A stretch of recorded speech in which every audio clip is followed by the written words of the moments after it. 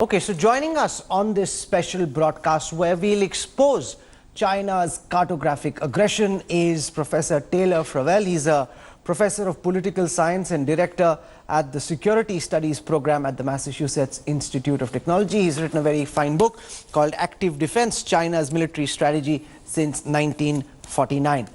With us on this broadcast is the former General Officer Commanding-in-Chief of India's Northern Command, Lieutenant General D S Hooda. We've got two experts who've been working with us in putting these maps together. We've got Rohit Vats, he's an open source maps expert, and we've got Col Vinayak Bhatt, he's a satellite imagery expert, military veteran. He's been with us on this broadcast. And finally, for a perspective from Beijing, we have Einar Tangen. I want to go across to Professor Taylor Fravel. You're a military historian, you've looked at China's army and everything that it's been up to over the last several decades. Can you, before we get into what the Indian and the Chinese guests are saying, give us your dispassionate take on what your studies tell us about where the Chinese genuinely believe their claim line runs still in the Galwan Valley, because now their army and their spokesperson in the Foreign Affairs Department are claiming that the entire Galwan Valley, all the way till the estuary, is theirs. Professor Fravel. Hello, can you hear me? I hear you well. Okay, great. Thank you so much for having me today.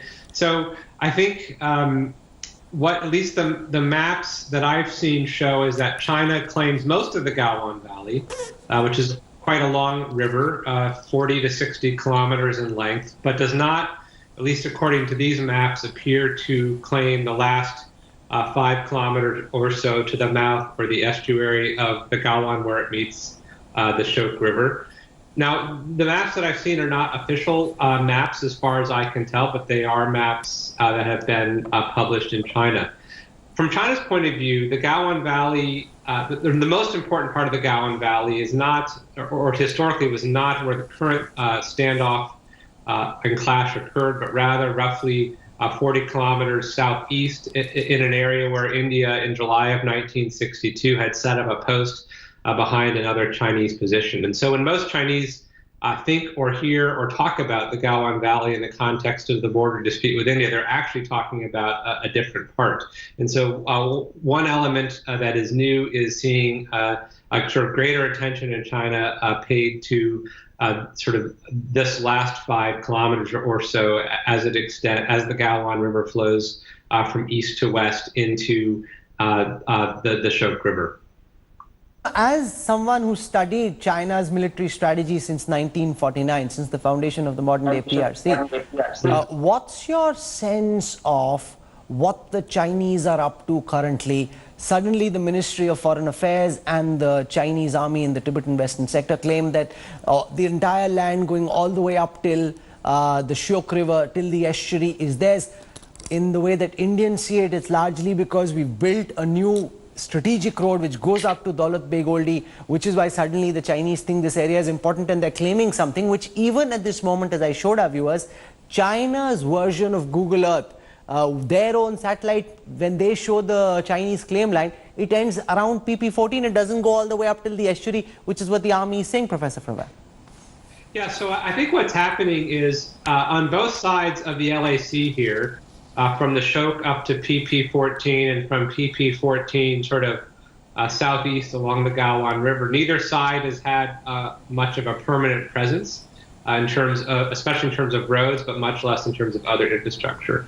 And so what seems to be changing is sort of China's conclusion that it needs to have a greater presence here. And that would appear to me to be in response to India's efforts to improve its position on its side of the line of actual control. And so this is why we've seen the Chinese come up the Galwan River Valley on the Chinese side in much greater numbers than ever before, at least that I am aware, and appear also to be extending a road on their side that may eventually terminate more or less around patrol point 14. Let me get in a word from the Indian General. Lieutenant General Hooda, now the Indian Army is telling us that there is consensus that there will be disengagement, which is pretty much what the Chinese assured us on the 6th of June as well, and that was followed by treachery. After all of what you've heard and the manner in which India today is exposed that this claim is absolutely bogus, Are you confident that there could be some genuine disengagement, or do you think this is just another Chinese ruse where they make it seem that they want to pull back, but on the ground they don't? So Rahul, thank you for having me on your program. I'm glad you brought out these Chinese maps. When you look at these maps and the ones that you've shown, look at there are two prefectures opposite Ladakh. One is Hotan and one is Engari. And if you look at the maps of these two prefectures, they show exactly what you're trying to say, that the LAC or their claim line or what they call their border, if you look at it in Pangong area, you will see it running through Finger 4. When you go northwards up to Galwan, you will see that it's about 5 to 6 kilometers away from the junction of Galwan and Chok River. So I think their claim is very weak. Even on ground, we had never seen any issue in this area. Our patrols were going up to patrol point 14 and theirs were also coming to PP 14. So I think this all is an attempt to grab more territory, and it has no basis at all in any claims. Should we be hopeful about the talks that have taken place? Rahul, I think we should in some areas. I have a feeling after what has happened at PP14 in the Galwan Valley, you could see a disengagement in this area. You could see perhaps in the area of Hot Springs also, because again, this is an area where there really is no major issue about the LAC. And I'm sure both India and China don't want a repeat of what happened on June 15th. I think the sticking point, Rahul, is going to be Pangong, the north bank of Pangong. So, because all activities that the Chinese have done in that area doesn't seem to indicate that they're going to pull out from here in a hurry at least. So I think that's where the sticking point is. Okay, Rohit Vats, you've been looking at war history, you've been looking at what happened in this area during the 1962 war, and even the maps going back, even before the war in 1960, seem to suggest, according to China's own claims, the Chinese claim line ran even further away from PP14 in the east, which means this is suddenly waking up and saying, "Ye area mera hai, meko chahiye." Not because of any rational or logic, but just because now we covered this area. Correct. So, good evening, Rahul.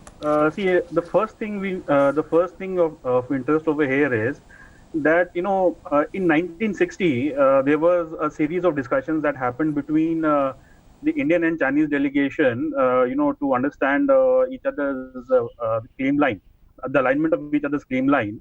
And during these discussions, the Indian side had very specifically asked the Chinese about the alignment of their claim line running through this area. And the Chinese actually gave a very specific, lat-long coordinate to indicate where the line passes in this area. So if you plot that lat-long onto a map, you will see that it is slightly before what is now PP14, and which is likely because those coordinates are not very fine. They just consist of degrees and minutes, and they're missing the second part. So in 1960 itself, the Chinese were very clear where their claim line was. And, the 1962 war, of course, whatever clashes happened between the Indian troops and the Chinese happened in the upper reaches of the Galwan River Valley. But even before that, they had, set up their claim line as best as possible, running along the highest possible ridge line in the area. Now, coming to the 1962 war, again, they never came down this valley. They never, came down to Shayok.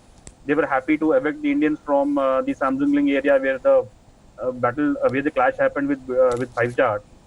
And so this is the historical context. Coming to the present scenario, we have a situation where the Chinese official maps themselves do not claim area beyond PP14. And we need to understand one thing very clearly, that Chinese have very, very strict norms when it comes to map making. So for example, if you were to publish a map in China, which is to be exported to a third country, even that map has to show the Chinese boundary as per the Chinese claim. So so if there is a map in public domain emanating from China, rest assured it is as per the government guidelines. Colonel Bhatt, you've looked at the satellite imagery around these maps. Explain to us, the one thing that struck me, just as somebody looking at those Chinese satellite maps for the first time, they're nowhere close to Google Earth. For all their claims about being a superpower, wanting to challenge the United States and everything else, their maps aren't comparable. And secondly, if you plot the Chinese claim line and you see where their own maps, Tiandi-2 and their map service show, it's exactly where the current deployments have been. So suddenly they're waking up and saying that the entire land to the left is also theirs. Exactly. There is another very interesting point here that sometime in the month of April, what the Chinese did was they unilaterally altered their maps and started showing Arunachal Pradesh as part of southern Tibet. So if there had been any, intention at that point in time to claim additional area in the Galwan Valley, they would have altered the maps at that point itself, and then today we would have been seeing completely new maps. But even at that point in time, they never changed their maps.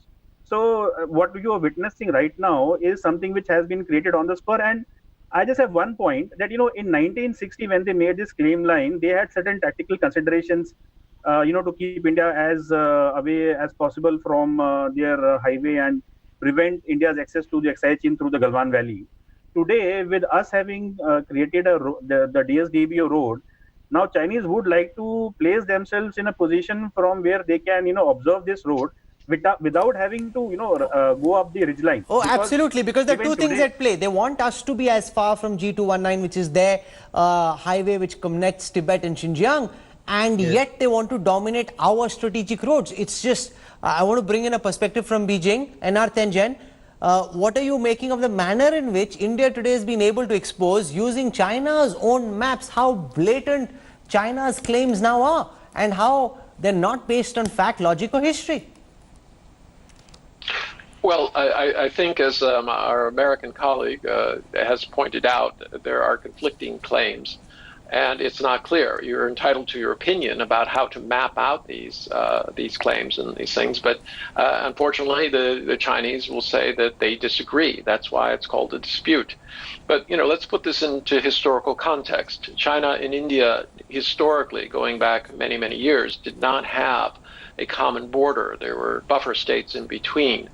And quite frankly, this is an area where no one could live.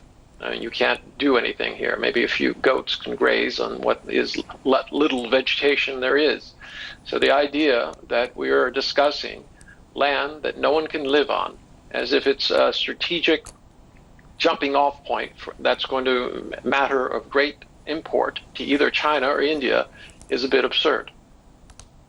I don't think so. If it was, there wouldn't have been the fracas that there is in the first place. I want to put that question to Professor Taylor Fravel. What's your sense of what China is pushing at? If you see the manner in which they want to keep the Indians away from Finger 8, which can potentially overlook or dominate their Tibet-Xinjiang highway, and the way they want to come close to the DSDBO road, that suggests that that's the tactical advantage they want on the ground. However, our expert from Beijing says, do you think really China would want to jeopardize its relationship with the country as big as India just over these small patches of land where he claims now that apart from goats grazing in the summer, nothing else really happens? What are you reading of the larger picture that's at play, Professor? Great, thank you very much. I would make 2 points. The first is China appears to be pushing up much closer to the line of actual control in certain areas than it has before. So certainly in the area around Finger 4 and Hangong Lake, the maps I've seen there show China clearly having sort of a claim line that sort of runs through Finger 4, but the presence has not been nearly as robust as it has been certainly in the spring of 2020. And in the Galwan Valley too, you can see that Chinese forces, at least the bulk of the forces, right, are moving up into the valley, maybe now a kilometer or two behind patrol point 14, but again, in greater numbers than ever before. And so I think you see China adopting a much more forward position along certain areas of the line of actual control. And I think from a military perspective, you might view these as blocking positions. Of course, if China were to move all the way to the estuary of the Galwan River, that would be a different story. But China, at least for now, appears to have paused, and some of the high ridge lines in the area are very high, 19, 20,000 feet. So it would be hard, I think, for China to do much up there and have sort of a permanent way to look over. But nevertheless, it wants to block sort of India from coming down the Galwan River Valley. Sort of China may actually view that as a backdoor, so to speak. But my second point would be looking at the broader relationship. I don't think China wants the border dispute to define its relationship with India. I think China has spent the last 2 decades trying to develop economic relations, diplomatic relations, and cultural relations with India that in essence put the territorial dispute into a box and sort of quarantined the broader relationship from the dispute. And one reason for this is, right, China's main strategic concern is not India, is actually the United States. China's main sort of the focus of Chinese military strategy is not Southwest. Colonel Bhatt, in the satellite maps that you've been able to put together, it's very clear that not just the historical Chinese archival maps, but even modern day satellite maps, and give our viewers a sense of how they're updated and how crucial they are, show the Chinese claim line run about 5 kilometers east of where the Chinese Foreign Affairs spokesperson now claims their claim extends till. Colonel Bhatt. Very much, Rahul. And China has published these new maps somewhere in January 2015, which has the 9-dash line also. This was not accepted by any of its neighbors, nor was it accepted by the rest of the world. The entire Arunachal Pradesh has been claimed in this particular map. The standard strategy of China has been to send the PLA to grab land and then claim that particular area. This has been happening everywhere. Even Doklam, the same thing happened. But India today is standing against the bully and saying that we will not give an inch of our land. If you see the historic perspective, till 1954, the Kailash Mansarovar, Parikrama of Mansarovar, the villages around were paying taxes to India. And that is the basis worldwide for claim to a land. And today in Galwan, they are claiming areas of estuary. They use this particular word to claim the mouth of Galwan River where it joins Shok River. Well, if India accepts, then they will say, well, it's good. If India does not accept, they have a reason to go back on their words and say that English is a different language, we don't understand it, and we made a mistake. But today, we are going to stand against this word estuary because it does not, even as of date, if you go, anybody in the world can go and access their maps on Paitu Titu, where you can see the border which has been claimed by China, that is the China claim line, that is not the LAC. That China claim line lies much to the east of the estuary. I think what we've been able to do through the arguments that have been made by Rohit Vats, General Hooda, Colonel Bhatt, is very clearly demolish the claim that China has come. And as Professor Fravel points out, most of the historical maps that he's seen also vindicate the fact that at least in that particular area, the Chinese, which is why while our coverage started out, we said that Galwan before this had not been in dispute because there never was, unlike Pangong where there's been a traditional dispute, in Galwan there never was a traditional dispute. They just woken up, created one, and are now eyeing land which has never been theirs, not even in the maps, not even in reality. No matter how Beijing tries to spin it, their claim is highly dubious. I want to thank Professor Taylor Fravel for joining us on this broadcast. I want to thank our guests also for coming and sharing their perspective. When we come back from a quick break. Hello everyone, this is Rahul Kanwal here. Hope you enjoyed this video. For the latest news and analysis, like and subscribe the India Today YouTube channel and don't forget to press the bell icon to stay updated.